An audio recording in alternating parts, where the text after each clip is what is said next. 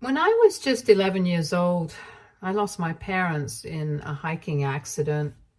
My parents were both avid hikers, passionate about the outdoors, and they frequently went on hiking, camping trips. These adventures were a regular part of their lives, something they loved and looked forward to. Whenever they planned one of these trips, my younger sister Karen and I would be dropped off at our grandmother's house. She would take care of us while our parents took some time off. It had become almost a routine. We'd spend the weekend with grandma waiting for parents, and they'd return with stories of their latest adventure. But one day, something went terribly wrong. It was a rainy morning, the kind of day that would usually make hiking more challenging. The details were too much for me to fully grasp at the time, but what I learned was that my parents had an accident while hiking. They slipped and fell. Luckily, someone spotted them and immediately called 911 for help. I still vividly remember the moment when my grandmother received the call. Her face drained of color, and she collapsed to the ground in shock. I didn't know what was happening at first. All I could see was the overwhelming grief in her eyes. She quickly gathered herself, and with a sense of urgency and dread, she rushed Karen and me to the hospital. Throughout the ride, my grandmother kept silently weeping while holding on to me and Karen. When we arrived at the hospital, the news was devastating. My parents had been declared dead on arrival. I was too young to fully understand the permanence of death, but old enough to feel the crushing weight of the loss. Karen, who was younger than me, couldn't even comprehend what had happened. She kept asking where Mom and Dad were and why everyone was crying, and it broke my heart to hear her questions, knowing that the answers would shatter her world as they had mine. Losing our parents at such a young age was an unbearable tragedy. It felt like the ground had been ripped out from under us, out of nowhere. The funeral was a blur of grief, with relatives gathering to help us say goodbye to our mom and dad. But as the initial shock wore off, a harsh reality began to set in. None of our relatives were willing to take us in. They all had their own lives, their own kids, their own challenges, and though they were there to support us in those immediate days, none of them could see themselves raising two young children. In the midst of all this, it was my grandmother who stepped up. She was the only one who didn't hesitate, the only one who, despite her own grief and the challenges ahead, agreed to take on the responsibility of raising both me and Karen. She didn't give up on us and agreed to fill the role of both mother and father, nurturing us, guiding us, and holding us together over the years.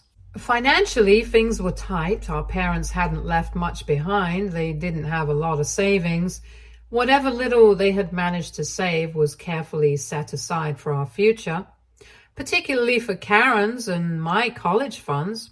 My mother had also left behind some jewelry, originally belonging to my grandmother, which was meant to be passed down to Karen and me when we got married. My grandmother kept the jewelry secure for us in a safe. Meanwhile, my grandmother, who was still working as a librarian at the local library, did what she could to make ends meet. Her job didn't pay much, but she was incredibly resourceful. Thankfully, she had inherited some money over the years after my grandfather and other members of her family had passed away, and that helped to cover the basics, but it wasn't enough. Sometimes when things were particularly tough, she'd reach out to my mother's older brother, our uncle. He would send over whatever money he could spare to help pay for our groceries or other necessities. It was never a lot, but every little bit helped. Even with this assistance, life was far from easy. We were just scraping by, living day to day, stretching every dollar as far as it would go. Through all of this, I never felt the need to complain. I understood, even at a young age, just how much my grandmother was sacrificing to take care of us. She was doing everything in her power to ensure that we were fed, clothed, and had a semblance of normalcy in our lives despite the immense loss we had all suffered. Her strength and resilience was something I admired deeply. She was holding our broken world together with sheer willpower, and I knew it wasn't easy for her. Karen, on the other hand, struggled much more to adapt. She was younger and had a harder time understanding the gravity of our situation. Even when we explained to her that our parents were gone, she would refuse to accept the truth. She often acted out, yelling and screaming whenever things didn't go her way. It was clearly her way of coping with the loss and the drastic changes in our lives, but it was also incredibly challenging for all of us. She didn't see the strength it took for our grandmother to get up every day and face the world to provide for us with so little. Karen's complaints and frustrations got tougher and tougher as she became a teenager. Karen began to develop this crazy idea in her head that our parents had actually left behind a significant sum of money when they had passed away, and that our grandmother was somehow hiding it from us. It was a belief that seemed to fester in her mind, fueled by the anger and grief that she had never fully processed. Karen became convinced that the reason we were living so frugally wasn't because we were scraping by, but because our grandmother was deliberately withholding the money to spend on herself. She first told me about this and I immediately shut it down. Unlike her, I actually remembered all the sacrifices my grandmother had made over the years.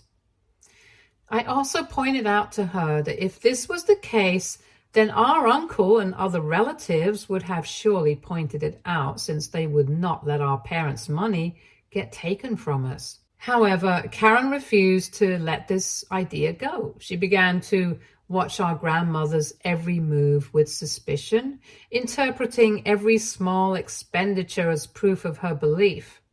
If our grandmother bought a new dress or spent money on something for herself, Karen would see it as evidence that she was hiding our money from us. I would often tell her how obsessive and crazy she had become and would encourage her to seek counseling at school. One day, things came to a head. Karen, who had been harboring these thoughts for a long time, finally confronted our grandmother. Her voice was full of anger and accusation as she demanded to know why our grandmother was keeping this supposed fortune from us. She accused her of being selfish, of taking money that should have been used to make our lives better. She called her a thief and argued about how our parents would have been disappointed with grandma. As you can guess, our grandmother was taken aback by the confrontation. She didn't even know that Karen believed in something so ridiculous. I could see the hurt in her eyes as Karen hurled these accusations at her. She had always been so patient with us, understanding that Karen's anger often came from a place of pain. But this was something different. This was an accusation that struck at the very core of everything she had done for us. Trying to keep things calm, our grandmother tried to explain the truth to Karen. She told her that there was no hidden fortune, that our parents had left behind very little money, and that every penny they did leave was carefully saved for our future, particularly for our college funds. She explained that the life we were living, as modest as it was the best she could provide given the circumstances. She reminded Karen that she had been working tirelessly to make sure we had what we needed, often putting her own needs aside. But Karen wasn't ready to listen. She was too caught up in her own anger and the false belief that she had convinced herself was true. She couldn't see the sacrifice, the love, and the care that our grandmother had given us all these years. All she saw was what she believed to be a betrayal, and she couldn't let go of that. Watching this unfold was incredibly difficult for me. I understood Karen's pain, but I also saw the truth of our situation. Our grandmother had done nothing but give her all for us, and to see her questioned in this way was heartbreaking. In the end, I grew frustrated with Karen and couldn't hold back any longer. I snapped, my voice trembling with anger and hurt as I confronted Karen. I yelled at her, telling her that she was making our grandmother miserable over something she didn't even have proof of. I tried to make her see reason, to understand that our grandmother had done nothing but care for us all these years, and that her baseless accusations were tearing our family apart. In my anger, I went further than I intended. I told Karen that if she couldn't stop this behavior, if she continued to lash out and make our grandmother's life difficult, then maybe she should leave. I suggested that if she was so convinced that our grandmother was hiding something from her, perhaps she should go live somewhere else and find out how difficult life can be. And to my surprise, our grandmother, who had always been patient and gentle with Karen, agreed with me. She calmly told Karen that if she was so unhappy living with us, she would be willing to speak to our uncle about making other arrangements, since she only wanted the best for us. She wasn't angry, but there was a firmness in her voice that I hadn't heard before. It was clear that she was deeply hurt by Karen's accusations, but also that she was at the end of her rope. Karen's reaction was immediate and intense. She didn't take our grandmother's offer as a sign of concern or love, but as further proof that we were trying to get rid of her. Now that, in her mind, the truth had been revealed, she accused us of conspiring against her. It was at this point that both my grandmother and I started to realize that this was more than just teenage rebellion or grief. Karen's behavior had become increasingly erratic and paranoid, and it was clear that she needed more help than just counseling. What had started as frustration and anger had turned into something much more concerning. Her accusations, her belief in this non-existent conspiracy, and her refusal to accept any reassurance or comfort were signs that something was seriously wrong. It was frightening to realize that Karen might be struggling with a deeper mental health issue, something that required professional intervention. The idea that my sister, who had already been through so much, might be suffering in ways we couldn't fully understand was terrifying. Our grandmother reached out to my uncle, and both of them began looking into psychiatrists and more intensive treatment options for Karen. It wasn't long before they found a psychiatrist who took the time to understand Karen's behavior and the underlying issues driving it. After several evaluations, my sister was diagnosed with borderline personality disorder and depression. The diagnosis was a shock for us, since we had no idea that Karen was going through so much. The psychiatrist prescribed a range of medications aimed at stabilizing her mood swings and helping her manage her depression. He also spent time educating us, especially our grandmother, on how to deal with Karen's mood swings, how to communicate with her, and how to support her without exacerbating her condition. It was a lot to take in, but our grandmother, with her usual determination and love, embraced it all. She never wavered in her commitment to Karen, even after everything that had happened. Despite the diagnosis, Karen never once apologized for the hurtful accusations she had made towards Grandma. My grandmother, ever patient and forgiving, never held this against Karen. She forgave her completely and focused on providing the care and support Karen needed without expecting anything in return. As the years went by, I wish I could say that Karen worked hard to improve and that she took steps to manage her condition and to build a life for herself. But the reality was more complicated, as she often resorted to harmful coping mechanisms. One of the most concerning behaviors was her tendency to steal. which seemed to be a way for her to cope with her mental illness, or perhaps an attempt to gain some control in her life. It wasn't uncommon for Grandma to notice small amounts of money disappearing. If she had a few dollars lying around, it would mysteriously vanish within hours.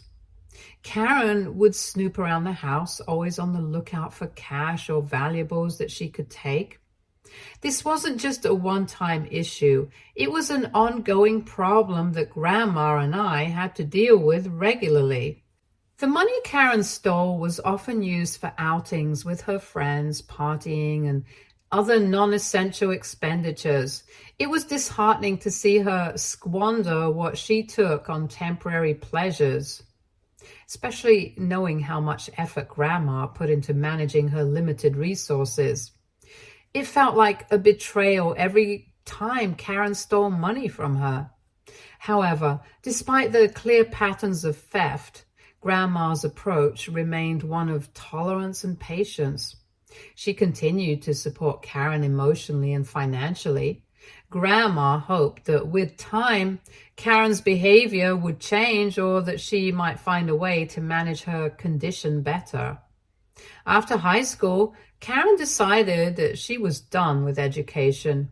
She didn't go to college, nor did she seem interested in pursuing higher education. Instead, with the money that our parents had left us, she took her share to move into a place of her own and started working at a local bakery, a job that required little of her in terms of qualifications, but gave her a simple, steady routine. My grandmother never pressured Karen to do anything more. She understood that Karen was dealing with her own struggles, hence she let her do whatever she wanted. She never demanded that Karen follow a particular path or achieve specific goals. Instead, she focused on ensuring that Karen felt loved and supported no matter what choices she made. Meanwhile, I went on to pursue a degree and eventually became a data analyst. Currently, I live on my own, and every month I send money to both my grandmother and Karen. For my grandmother, it's something I do willingly and with a sense of gratitude. She has given so much of herself over the years, sacrificing her own comfort to make sure Karen and I were taken care of. Hence, helping her out financially is the least I can do, and it's something I'm glad to do for her.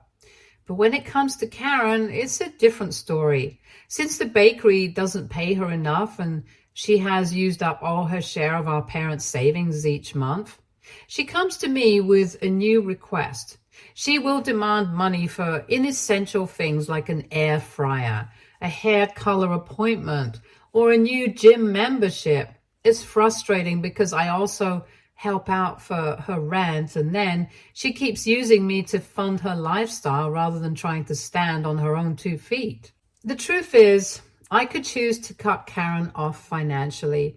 I could tell her that she needs to start managing on her own to live within her means and to stop relying on me to fund her wants. But I hesitate because I know what would happen if I did. If I stopped sending Karen money, she would turn to our grandmother, and that's something I can't bear to let happen. Our grandmother has already done more than enough for us. She raised us when no one else would, and she continued to support Karen through everything, even when it was clear that Karen wasn't putting in the effort to improve her situation. The last thing I want is for her to have to shoulder the burden of Karen's financial demands at this stage in her life. She deserves peace and stability, not more stress and worry about how to cover Karen's expenses. So I've continued to send money to Karen begrudgingly each month, even though it frustrates me. I do it because I feel like I don't have another option.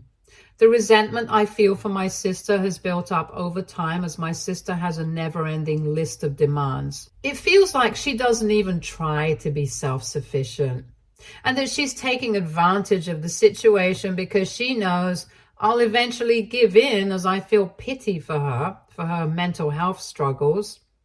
Just a week ago, Karen called me repeatedly while I was at the office. She was at the grocery store, frantic and demanding that I send her money because Her card had been declined. I was in the middle of work, and the last thing I needed was this kind of distraction. My first instinct was to hang up on her. I've been dealing with her constant requests for money for so long now that it's become exhausting. But before I could do that, she played her usual card. She threatened to call our grandmother if I didn't help her out. That threat hit me hard, as it always does. My sister knew exactly how to manipulate the situation, using our grandmother's vulnerability as leverage to get what she wanted from me. I transferred the money and asked her to not contact me again for money, at least for a couple of days. Karen simply scoffed at me and disconnected the call rudely. This week marked a special occasion, our grandmother's 80th birthday. Some of her relatives had organized a small birthday party for close family members and friends. I was really looking forward to it, not just because it was a milestone birthday, but because it had been so long since I had seen my grandmother in person. We kept in touch regularly over the phone, but nothing compares to being there in person, especially for such an important day. When I arrived at the venue, I noticed Karen was already there talking with some of our cousins. She barely acknowledged my presence, offering just a cursory glance before turning back to her conversation. It stung, but I decided to let it go for the sake of the day. My priority was to celebrate with our grandmother anyway, so I ignored her and went straight to give my grandmother a big hug.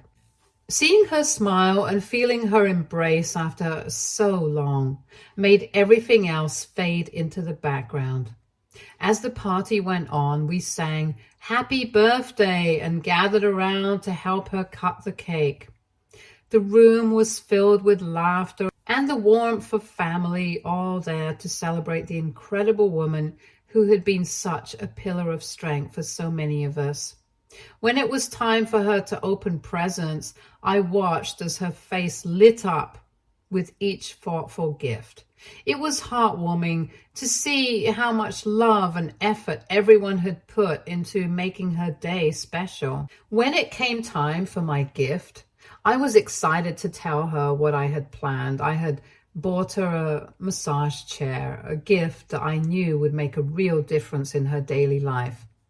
I'd noticed over the years how much her body ached, the toll that age and years of hard work had taken on her. A massage chair seemed like the perfect way to offer her some comfort and relief. I explained that it would be delivered and set up at her house in a few days, and she was pleasantly surprised and genuinely touched, thanking me with a smile that showed how much it meant to her.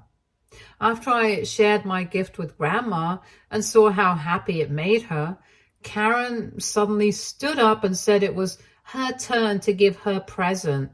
She started talking about how much Grandma had sacrificed for her over the years, how she could never fully repay her, but that she wanted to start with something meaningful. There was a dramatic pause before she pulled out an envelope and handed it to Grandma. When Grandma opened the envelope and revealed a $10,000 gift, the room fell silent for a moment before erupting into gasps of surprise and admiration. Everyone seemed stunned by Karen's gesture, and soon enough, the compliments started pouring in. People were calling Karen a sweetheart, praising her for her generosity and thoughtfulness. But as I stood there, I couldn't believe what I was hearing. Just a week ago, Karen had been calling me from the grocery store, demanding money because her card had been declined. I had sent her money to cover her groceries, and now she was standing here presenting a $10,000 gift to Grandma? The math didn't add up. How could she have saved up that kind of money when she'd been struggling to pay for her own basic needs every month? Knowing my sister, this wasn't an act of selfless generosity. Karen had always been focused on money. She was the one who constantly accused Grandma of hiding some non-existent inheritance. And she was always asking me for more. The idea that she would suddenly give away such a large sum of money out of the goodness of her heart didn't sit right with me. The whole situation felt off, like there was something fishy going on beneath the surface. There had to be more to this story, and I decided not to say anything at that moment. It wasn't the time or place to call out Karen in front of everyone, especially not during Grandma's birthday celebration. Later, I returned to Grandma's place to stay with her for the next couple of days, and I couldn't shake the unsettling feeling from Karen's unexpected gift. I decided to ask Grandma if she had any idea where Karen might have gotten the $10,000. Grandma, as perceptive as ever, shared my skepticism. She knew Karen's financial situation well enough to understand that it was highly unlikely Karen had managed to save up such a substantial amount. Grandma suggested, perhaps somewhat hopeful, that Karen might have been saving the money I had been sending her each month, but Karen wasn't known for saving money, so this was highly unlikely. I spent the rest of the evening trying to piece things together, but nothing seemed to make sense. I couldn't figure out how Karen had come into such a large sum of money. Karen did have a history of questionable behavior. She had been involved in petty theft as a teenager. It wasn't beyond the realm of possibility that she might have resorted to something shady to get this money. The idea that she could have stolen something or been involved in illicit activities crossed my mind. The next day, I decided to broach the topic with Grandma. I asked her if she had noticed anything missing from the house, anything that might suggest Karen had taken something. Grandma laughed it off, saying that there was nothing in the house worth stealing. Then I suggested to Grandma that we could check if any of her jewelry was missing. She paused and took a serious look at the situation. She agreed that it wouldn't hurt to check and let me help her open the safe where she kept her valuables. As she rummaged through the contents, her face grew more concerned until she finally confirmed that some of the jewelry, specifically pieces that had belonged to my mother, were indeed gone. I asked her to double check just in case. Grandma was certain about it, since she kept track of everything that she had kept inside her safe. She was adamant that they were missing. I asked her if Karen could have taken them, as she came to visit her frequently, and Grandma agreed that it was a possibility. Grandma asked if I could confront Karen about it, since she was the only one who could have gotten access to the safe and the jewelry. Feeling a mix of anger and urgency, I called Karen. I confronted her directly about the missing jewelry, and she initially tried to deflect and downplay the situation. She seemed almost nonchalant, as if it were no big deal, but as I pressed her and threatened to file a case on the missing jewelry, her attitude shifted, and she admitted that she had indeed taken the jewelry. She explained that since she had been visiting Grandma regularly, she had learned the safe's password and used it to take the items. I was furious and yelled at her. She argued that the jewelry had been rotting in the safe and that by selling it, she had put it to good use. She went on to admit that she had used the proceeds to fund her own needs and wants. The $10,000 she had given Grandma was part of that money, while the rest was spent on herself. The sheer audacity of her actions left me stunned. When I demanded that she return the money, since the jewelry belonged to both me and her, Karen refused. She defended her actions by accusing me of being selfish, claiming that I was trying to be greedy when I already had so much for myself. I reminded her that I had been sending her money every month, even though she was an adult, when she had no qualms about betraying me. Karen argued that I didn't understand the situation and insisted that she needed the money more than I did. Since then, I've been considering contacting the police about the matter. AITA if I call the cops on my sister for stealing my mother's jewelry. Update 1. Thank you everyone for confirming what I already knew I should be doing in this situation. Just to clarify, my grandmother is also upset with Karen and has tried to contact her. But my sister is avoiding her calls since she already knows what she's going to say to her. It seems that Karen only gave money to Grandma, possibly out of guilt, hoping that by giving $10,000 to Grandma, she could somehow absolve herself of the wrongdoing. Update 2. Today I went to my sister's house with the police. Her reaction when she opened the door was priceless. She looked absolutely terrified. I demanded she return my jewelry or give me my share of the money, threatening to have her arrested for theft if she didn't comply. Although she tried to negotiate, the presence of the police seemed to rattle her. She agreed to give me some of the money she had left from selling the jewelry and promised to pay the rest within a few days. I made it clear that if she didn't follow through, I would return to the police and have her arrested next time. I've also decided to send out an email to everyone warning them about Karen's behavior. I know she's likely to try and make me look like the villain while asking for their support. Grandma has already been telling people that the money she received for her birthday came from Karen stealing my mother's jewelry without consulting me or offering me my share. Suffice it to say, Karen won't have anyone left to turn to. I can't believe that after everything I did for her, she chose to betray me this way. Update 3. Hello everyone. I finally received my full share of the money from the jewelry Karen sold, and after involving the police and informing the rest of the family about her actions, she had no way out. Karen did contact me, furious, accusing me of forcing her to pay up. I reminded her that I had just as much right to the jewelry as she did. She begged me to let it go, but I stood firm. She was clearly trying to manipulate the situation and deflect responsibility yet again, but I didn't care any longer. In the end, she paid what she owed. It's incredibly sad that the entire situation has escalated to the point where Karen is now completely cut off from both me and Grandma after such a breach of trust.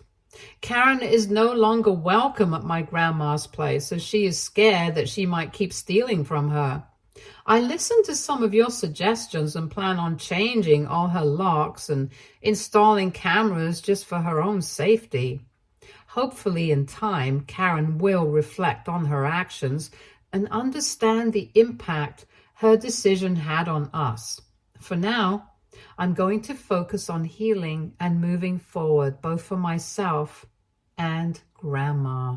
Stay tuned for more stories from our girl relationships.